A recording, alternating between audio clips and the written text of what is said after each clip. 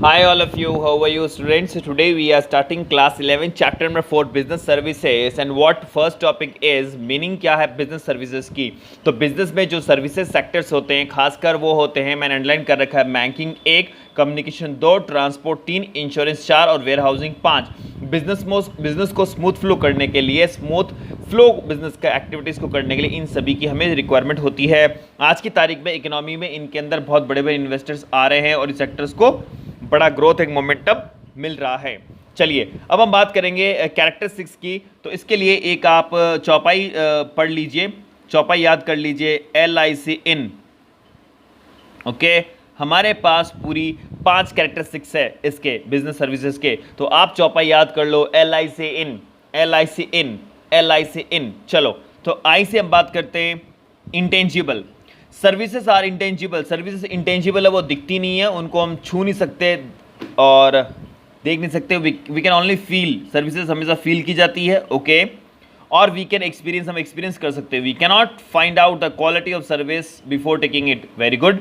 हम क्वालिटी जो सर्विस की है वो पता नहीं लगा पाते जब तक हम उसको लेते नहीं है। One can find out quality only after experience.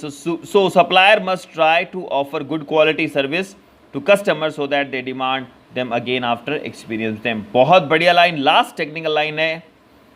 Customer जब आपकी दुकान पे आएगा आप उसको बेहतरीन तरीके से डील करें, उसकी डिमांड को आप पूरी करने की कोशिश करें, अच्छी क्वालिटी का माल दें, तो फिर वो एक आपके आने वाले समय में और डिमांड आपसे करेगा। तो ये एक प्रकार की सर्विस है। चलते हैं आगे।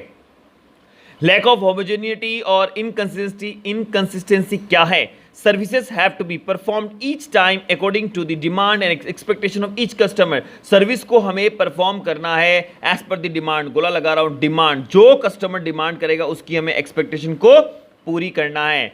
सेम सर्विसेज में be provided differently by different service provider, very good. भाई एक आप सोचिए, कटिंग कराने जाते हैं आप, ओके, डिफरेंट सैलून पे कटिंग होती है, लेकिन आपका दिमाग सेट है कि मुझे इससे कटिंग करानी है। ऐसा क्यों? क्योंकि उसका एक अपना स्टाइल है, उसका अपना स्टैंडर्ड्स है सर्विस देने का, वो आपको सेट होता है।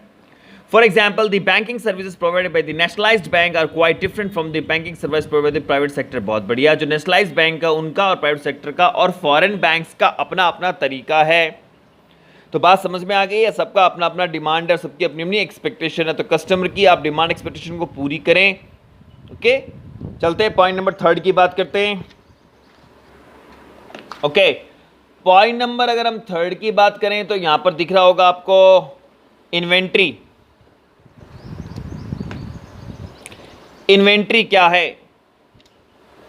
सो इन्वेंट्री की अगर मैं बात करूं, इन्वेंट्री लिखा हुआ loss. The main feature of service is that service are consumed at the same time. सीधी सी बात है, सर्विस हमेशा सेम टाइम में कंज्यूम्ड होती है। They are produced, so there is no need to maintain inventory. यहां पर इन्वेंट्री नहीं होती सर्विसेज में। सो स्टॉक ऑफ सर्विसेज या फिर इकट्ठी नहीं होती सर्विसेज।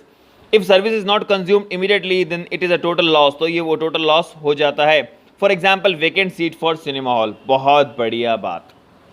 अगर सिनेमा हॉल में सीट वेकेंट, अगर पिक्चर चालू हो गई तो आपको पता शो के बीच में कोई आएगा नहीं, तो आपको जो सर्विस आप दे रहे हैं वो आपकी सर्विस यूं ही निकल जाएगी, तो वो आपका टोटल लॉस हो जाएगा।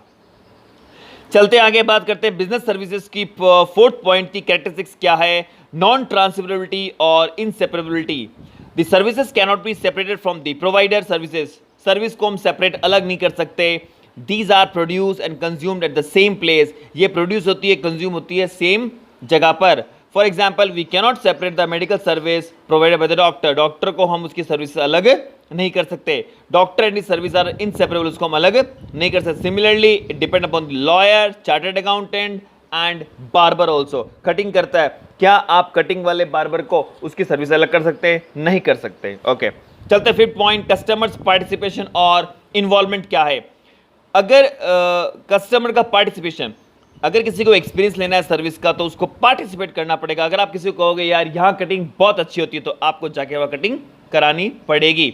For example telephone companies provide telephone services, बिल्कुल सही बात है, but to use the services customer it has to make or receive the call. बहुत बढ़िया बात है। अगर आपको एयरटेल अच्छा नहीं लग रहा तो आप जियो को देखिए, जियो का सर्विस प्रोवाइडर, बस जियो की सर्विस लीजिए। अगर आपको जियो अच्छा नहीं लगा तो एयरटेल लीजिए। लेने के बाद ही आपको हैप्पीनेस महसूस होगी। ओके सो अब बच्चों difference between goods and services आपको दिखाई दे रहा होगा। ये आपके लिए सेल्फ घर के लिए ये छोटा सा मैं आपको टास्क दे रहा हूं, क्या डिफरेंस है सर्विसेज और गुड्स में, ये आप सेल्फ कीजिएगा। अगला टॉपिक क्लासिफिकेशन और टाइप्स ऑफ सर्विसेज में नेक्स्ट वीडियो में करूंगा। तब तक के लिए मेरे साथ बने रहिए लेट्स डू कॉमर्स में। और आप सभी का एक बार भव्य स्वागत है, पहले भी स्वागत था और अब भी स्वागत है। आप मेरे साथ बने रहिए, दूसरे बच्चों को भी वीडियोस शेयर कीजिए ताकि उनका ही भला हो। निःशुल्क, पैसे नहीं लगेंगे, पूरे इंडिया में सीबीएसई में ये वीडियो फैला दें। Thank you very much, bye bye.